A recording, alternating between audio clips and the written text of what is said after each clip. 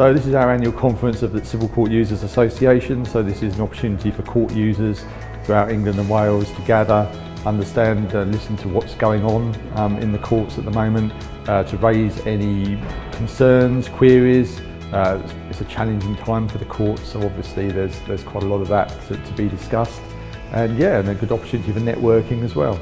It's great that we get all stakeholders here, so from the court users themselves, solicitors for example, creditors and judges, High Court enforcement officers, so we get to hear from everyone involved in the whole process from all angles. Most importantly for me, to have our chairman Rob Thompson here giving his annual update is really useful for members, but to also have the Deputy Chief Exec Paul Harris from HMCTS to hear for things from his perspective. I've just been updating CCUA members on performance in the civil court and our plans for the reform.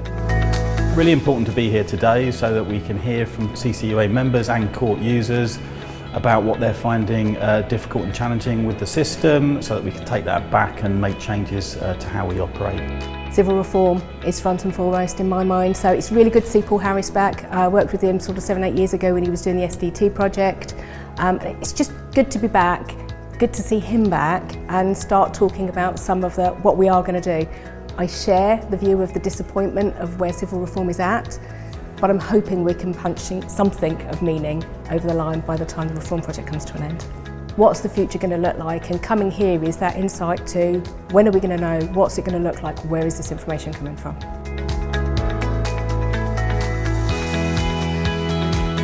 We're really lucky with our sponsors. We've got the High Court Enforcement Officers Association and Court Enforcement Services today sponsoring us, and they're very long-standing supporters. It's far from the first time they've supported us, and we couldn't do these events without them.